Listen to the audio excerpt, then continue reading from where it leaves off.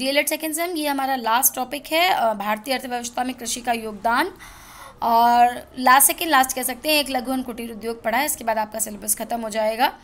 और राष्ट्रीय उत्पाद का एक बहुत बड़ा भाग, ठीक है, जो पूरा हमारा ग्रॉस नेशनल प्रोडक्ट है, जितना भी हमारा उत्पादन होता है संपूर्ण देश का, उसमें 14% कृषि का योगदान है।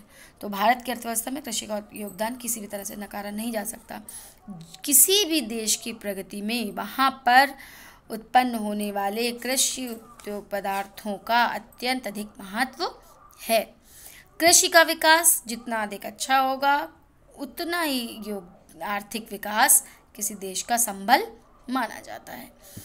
किस तरह से कृषि योगदान देती है? खाद्यान्न तथा कच्चा माल पैदा करने में, औद्योगिक क्षेत्र में उत्पादित वस्तुओं के उपभोग के लिए बाजार उत्पन्न करने में, औद्योगिक क्षेत्र के लिए श्रम उपलब्ध कराने में, निर्यातों को बढ़ाकर विदेशी मुद्रा के अर्जन में, ठीक, बढ़ती जनसंख्या के लिए खाद्य सुरक्षा प्रदान करने में, और बेरोजगारों के लिए कहीं ना कहीं रोजगार उत्पन्न करने में कृषि क्षेत्र का बहुत अधिक, क्योंकि लघु एवं कुटीर उद्योग इसी पर निर्भर है। ठीक है, कोई किसी भी बड़े उद्योग के लिए कहीं ना कहीं कच्चा माल बहुत कुछ कृषि पर निर्भर करता है।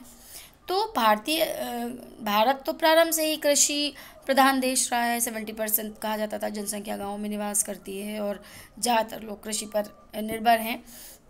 हालांकि आज वर्तमान समय में पूरी तरह से ये नहीं कह सकता है, क्योंकि बहुत लोगों ने कृषि जैसे व्यवसाय को छोड़कर अन्य व्यवसायों को अपना लिया, क्योंकि उसमें बहुत अधिक ऊहापोह की स्थिति रहती है। आज भी भारतीय कृषक देश का सबसे निरीह प्राणी है, अगर हम कहें तो, ठीक है। और कुछ समय उनके पास रोजगार रहता है, कुछ समय नहीं रहता, जिसके लिए उन्हें पलायन करना पड़ता है अपने क्षेत्र को छोड़कर। आज वर्तमान समय में आप देख रहे होंगे कितने श्रमिक, इनमें से जाने कितने लोग होंगे जो कृषक भी होंगे, जिन्होंने खेती छोड़कर इस तरह के मजदूरी के कार्य को अपनाया होगा, और आज उनकी स्थिति बहुत दयनीय है। तो कृषि बहुत इम्पॉर्टेंट है। यदि इसी को अधिक संबल दिया जाए तो देश में कभी भी खाद्यान्न की कमी नहीं होने पाएगी, और कभी भी भुखमरी से कोई भी राष्ट्र का सदस्य नहीं मरेगा। भारतीय कृषि की क्या विशेषताएं हैं? भारतीय कृषि जो है वो मानसूनी कृषि भी कहलाती है, लेकिन वर्तमान समय में नवीन टेक्नोलॉजियों का प्रयोग इसमें किया जाने लगा है। 3 तरह की फसलें, रबी, खरीफ और जायद की फसलें होती हैं। पहले इसका टाइम बहुत अधिक फिक्स था, लेकिन वर्तमान समय में अब पूरी तरह से इसके टाइम को फिक्स्ड नहीं कहा जा सकता है। लेकिन फिर भी जो रबी की फसलें हैं, सिंचाई की उपलब्धता के बढ़ने और टेक्नोलॉजिकल प्रगति के कारण बहुत सारी ऐसी चीज़ें विकसित हो गई हैं जो रबी और खरीफ दोनों की फसल में उगाई जाती है। जैसे चावल की बात करें, दोनों में उगाया जाता है, ठीक है। खरीफ की फसल जुलाई में वैसे बोई जाती है और सितंबर तथा अक्टूबर में काटी जाती है, ठीक। इसमें चावल, ज्वार, बाजरा, मक्का, कपास। और रबी की फसल अक्टूबर में बोई जाती है और अप्रैल में काटी जाती है। इसमें भी गेहूँ, चना, जौ, मटर, सरसों, है ना। और चावल को अब रबी और खरीफ दोनों की फसलों में पाया जाता है। तिलहन अभी अब रबी और खरीफ दोनों में प्राप्त किया जा सकता है, उत्पादन होता है मतलब उसका।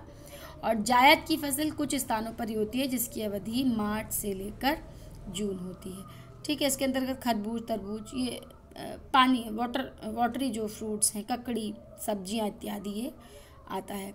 बहुत सी ऐसी फसलें होती हैं जो रबी की फसल के अंतर्गत आती हैं, लेकिन बाद में वो खरीफ में आ जाती है, इसलिए हम कोई ख़ास इसका वर्ग डिसाइड नहीं कर सकते। फिर भी भारत में जो आर्थिक क्षेत्र की बात होती है उसकी समीक्षा के आधार पर प्रमुख फसलें हैं खाद्यान्न में चावल, गेहूँ, मक्का, मोटे अनाज, दालें।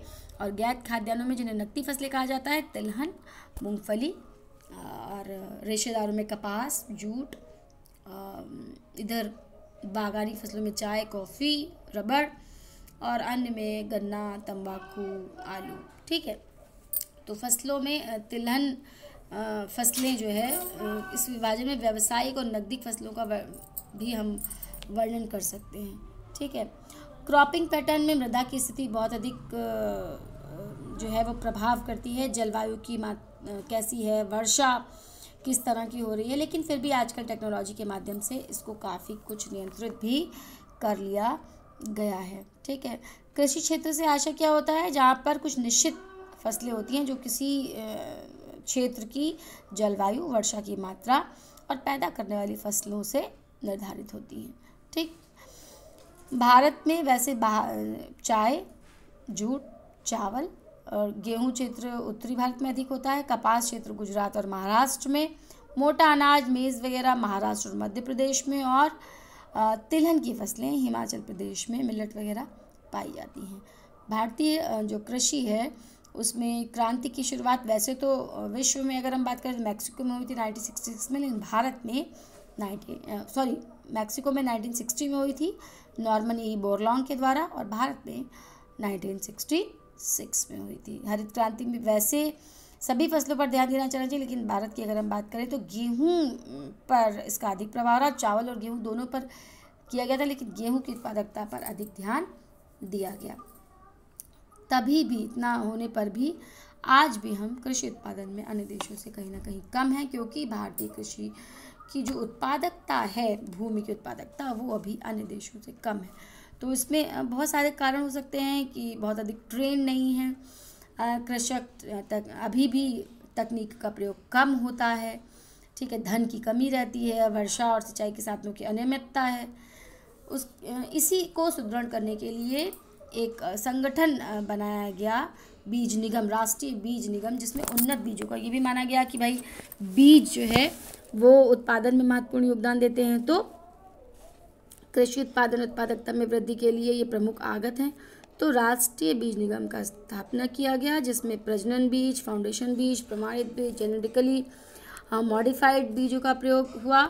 हरित क्रांति के कुछ दोष भी हैं, क्योंकि ये केवल कुछ ही फसलों तक सीमित है, अन्य फसलों तक नहीं जाती है, और कभी कभी कुछ राज्यों तक ही सीमित है, और बड़े कृषकों को इसमें लाभ होता है, छोटे किसान इससे लाभ नहीं उठा सकते, और बेरोजगारी की मात्रा में भी परिवर्तन होता है, क्योंकि जब हरित क्रांति अपने निर्धारित लक्ष्यों को प्राप्त करने में सफल भी नहीं रहती, और क्योंकि मशीनों का प्रयोग होने लगा, जिससे कहीं ना कहीं बेरोजगारी भी बढ़ गई। अत्यधिक रासायनिक चीज़ों के प्रयोग के कारण, कीटनाशकों के प्रयोग के कारण, उर्वरकों के प्रयोग के कारण पर्यावरण प्रदूषण भी इसका एक दुष्परिणाम है। ठीक, ये आपका कृषि और निवेश में पूंजी निर्माण है, बहुत अधिक इम्पॉर्टेंट नहीं है, बहुत कुछ इसमें से नहीं आएगा, लेकिन फिर भी ये प्रमुख नीतिगत लक्ष्य हैं, इनको आप पढ़ लीजिएगा। कौन कौन सी सहायक सेवाएं इसमें दी गई हैं, ठीक है, ये नोट्स के साथ है। भारत में जेनेटिकली मॉडिफाइड जीएमसी जीन जो परिशोधित खेती है, बहुत अधिक विरोध भी हुआ इसका, लेकिन फिर भी इसमें वृद्धि हुई, और इसके अंतर्गत भारत में वाणिज्यिक कृषि के लिए जीएम फसलों का प्रयोग जो है उसमें किया जाता है, जिसमें कपास प्रमुख है, कपास का प्रयोग इसमें किया जाता है, और भारत का इसके प्रोडक्शन में विश्व में चौथा स्थान है। बीटी कपास के बीजों की आपूर्ति करने वाली 2 कंपनियां गुजरात की हैं और एक तमिलनाडु की हैं। ठीक, तो ये आपका कृषि से संबंधित है, और इसमें बहुत ज़्यादा नहीं पूछा जाएगा, लेकिन बस आपको पता होना चाहिए कि कृषि रबी, खरीफ और जायद की फसलों के नाम कभी कोई पूछ ले जाते हैं, और हरित क्रांति के लाभ, दोष, और कृषि अर्थव्यवस्था में किन क्षेत्रों में योगदान होता है। ठीक है, तो ये आपका आज का टॉपिक हो गया DL Ed सेकेंड।